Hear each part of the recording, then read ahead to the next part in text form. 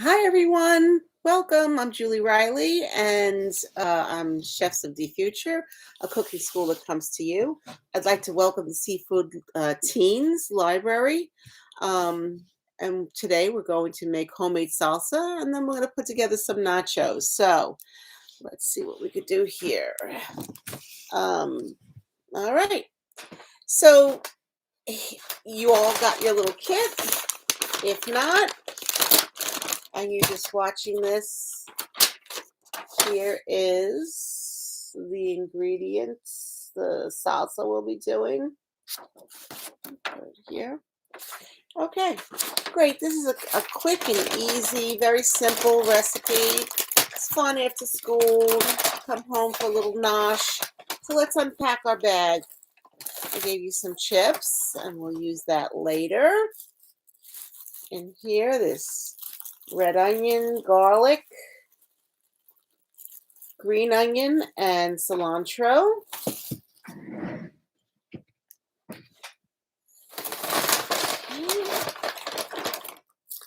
I give you nice 3 beautiful plum tomatoes and lime. We have your cheese for the nachos. This is V8. When you open this up, just pull it from the top. That's the easiest way to do it, to loosen it up. Okay. And some seasoning. I have some Tex-Mex seasoning. It's very, very spicy, so use it sparingly unless you like really hot. And this is garlic and salt. Beautiful. So you're going to take, the first thing we're going to do is we're going to take our tomatoes. Oh, the things that you need are a paring knife, perhaps a pair of scissors, either a garlic press or a cheese grater, a medium-sized bowl, and some other things. If you like hot sauce, I couldn't put it in the kits. You could have some hot sauce also.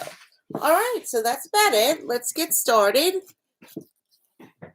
This is gonna make me crazy. All right, I've only done a few live videos, so. All right, first thing we're gonna go over is using your knife. Okay, when you use your knife, I want you to be really careful. If you're not comfortable, get an adult to help you. When you use a knife, you don't hold your knife really hard, because when you go to slice down, you're putting lots of pressure, and that's when you could hurt yourself and get cut. So you hold it very loosely in your hand. This is called a paring knife, and usually they're very sharp. And to cut tomatoes, you really do need a sharp knife. So we're going to start by cutting the tomato in half. All right. We're going to cut out this little knob over here. I like to do a V, cut a V like this. And then like that on the other one. All right. Oh, these tomatoes are good. They have lots of. So now we're going to slice the tomatoes. We're going to make julienne strips. So you just slice down. Let your knife do all of the work. Again, I am not holding this knife very tightly. And these strips are called julienne strips. All right. And then we're going to cut like maybe an inch piece. So it looks like that. And you're going to put them right in the bowl.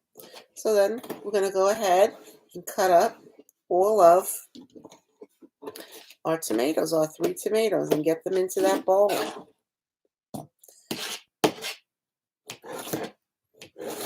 Very excited to be doing the video. I'm so sorry that we couldn't be in person. So, hopefully soon we will be. I think next month we're doing fried rice for the Lunar New Year.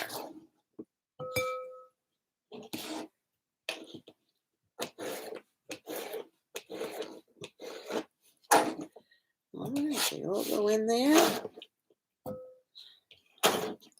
So that was one tomato. Let's get our second one. So I'm going really fast. Please take your time as you do it. As a matter of fact, I'm going to switch to my big knife. This is a chef knife, and still hold it very loosely. Always keep your eye on the blade and your eyes on your fingers. So you do not get distracted and turn away and look at somebody else. Your fingers are always curved, holding your tomato in place or any other food that you're cutting.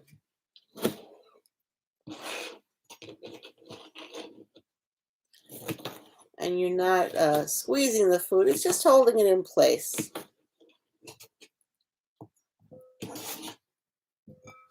Wow, this is going to make a lot of salsa. All right.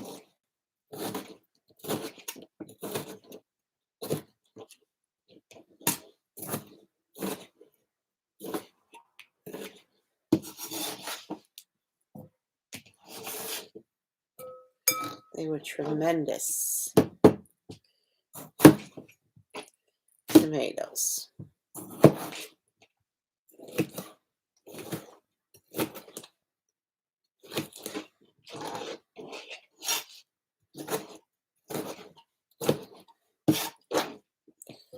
Alrighty. You see that there? Nice.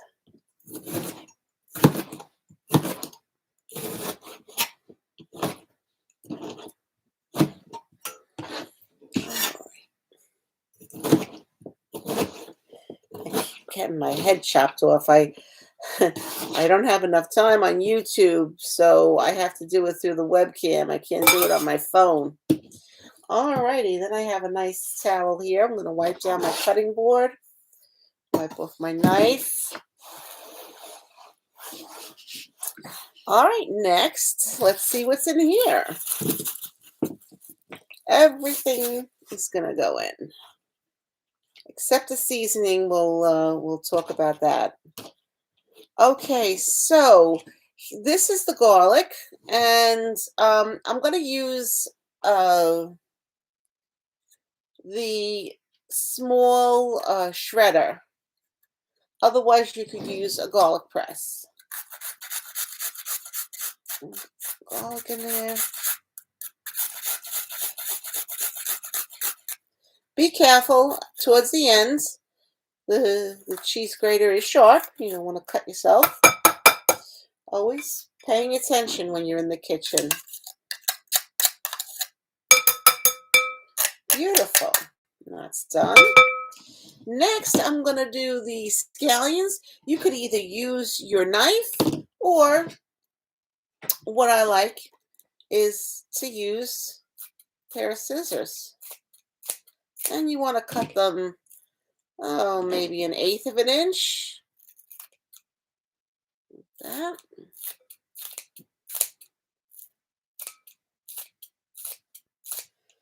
And you're going to cut up the whole thing.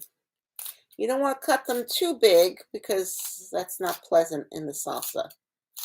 When you get down to the white part, you might want to switch to a knife because it's a little harder to cut with scissors. My scissors are kitchen scissors. That's all they're used for in the kitchen.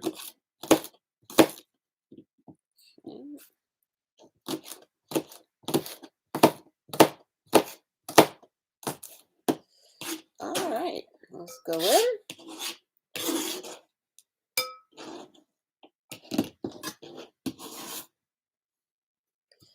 And the same thing with the cilantro. Pick off the stems. That little bag, the bag that the tomatoes came in, we could use that as a little garbage. Put everything in this.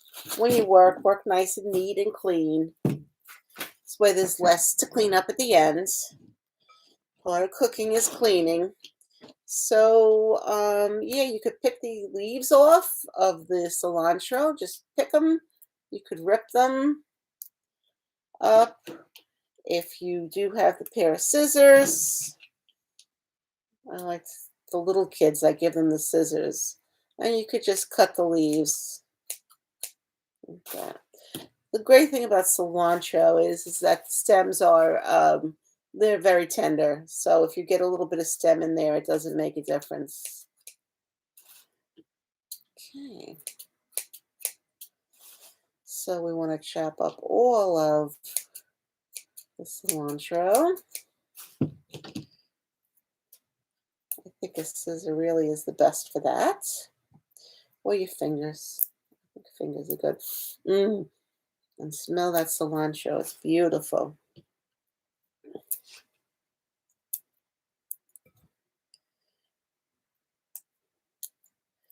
If your cilantro got a little too wilted, you can leave it out of the recipe. I know I was delivering the kits, so hopefully you pick them up right away.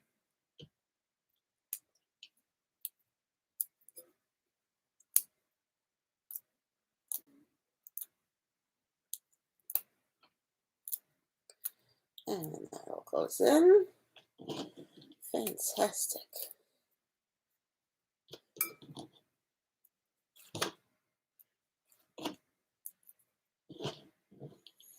I gave you this little sheet. Has all of my QR codes for all my social media. So if you enjoyed today, please subscribe. I'm kind of new to YouTube. It's been a lot of fun the past year and a half that I learned how to start my own channel.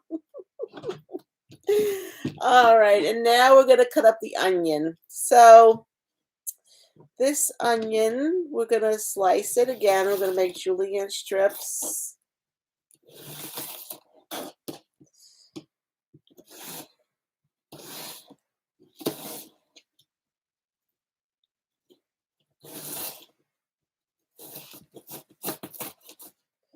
And then we're going to cut the onion very kind of small. So once they're in strips like this, we turn them the other way and we're going to cut up. Actually, I think I gave you a lot of onions, so you might not. Now, red onion is a little milder than regular onions. It's nice, and lots of restaurants use it more in salads and stuff like that instead of yellow onions. Yeah, I don't even think I'm going to need this much. And if there's a certain flavor that you don't like, then you don't have to use it. I encourage you to taste all new things and try, even though you might not have liked it when you were younger. Just remember, your taste buds change as you get older, and certain things are an acquired taste. An acquired taste, you need to taste things at least like 5 times before you know if you really, really like it or not. So I do encourage you to try new things along the way. Get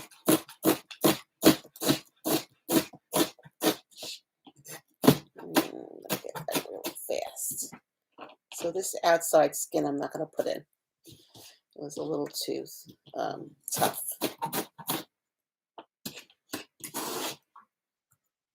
All right, and that is the onion. I'm going to get all of this into the bowl.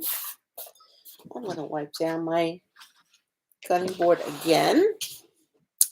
And now it's time to season. So I did not give you pepper. You could put some pepper in. Very little bits.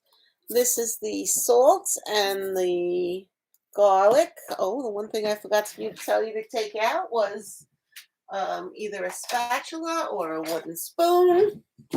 And actually, let's stir that up just a little bit first. Nice. I'm gonna use all of this. Sprinkle it on. The garlic and the salt. Now, as I said, the Tex-Mex seasoning is very spicy.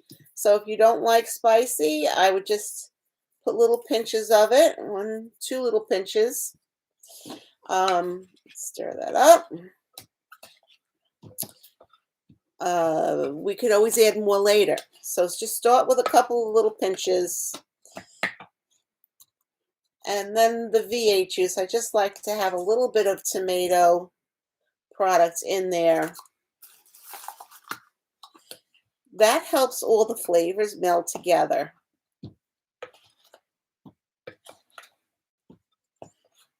Like the salt, it'll dissolve the salt a little bit.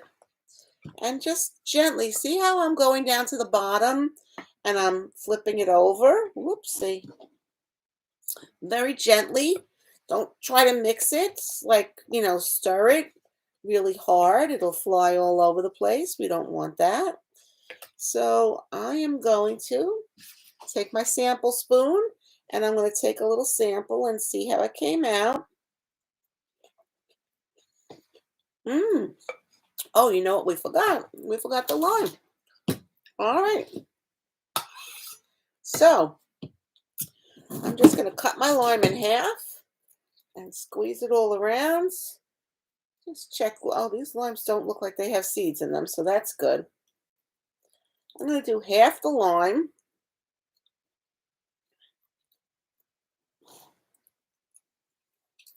Mmm. That smells delicious, and stir that up.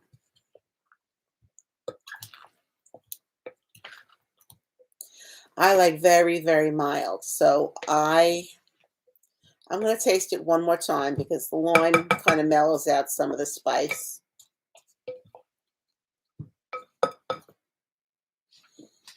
Different spoon. You want to go in with the same spoon and give it a taste.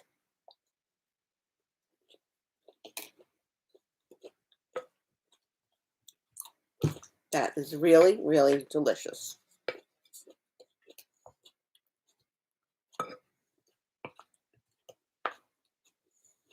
All right.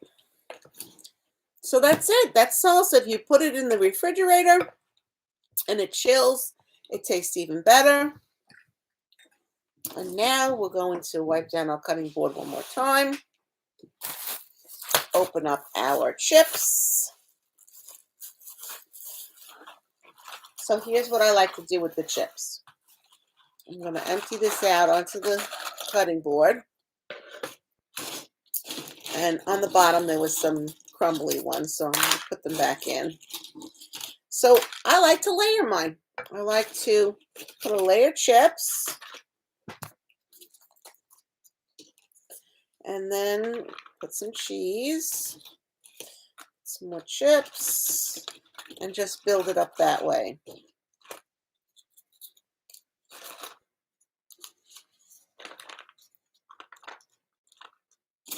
Beautiful. Chips. And layer that on. Now it's going to go into the microwave. If you don't have a microwave, because these days I find there's lots of people that don't have microwaves, you're going to, you would put it on the, you would put it in the oven for a little bit, but not in the paper. You'd have to build it on a, either a Pyrex or a baking sheet or something. Let's get rid of all this garbage. Clean as you go. Things going in one. That's beautiful. And you're going to put it in the microwave for 10 seconds at a time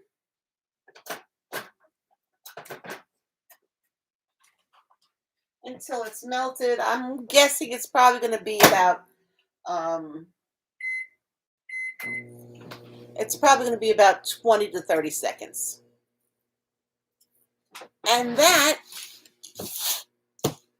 is the class. So I hope you enjoyed it. Yeah. You don't want to overcook the cheese in the microwave because then it gets all hard and dried out. Not unless you like that. Like that.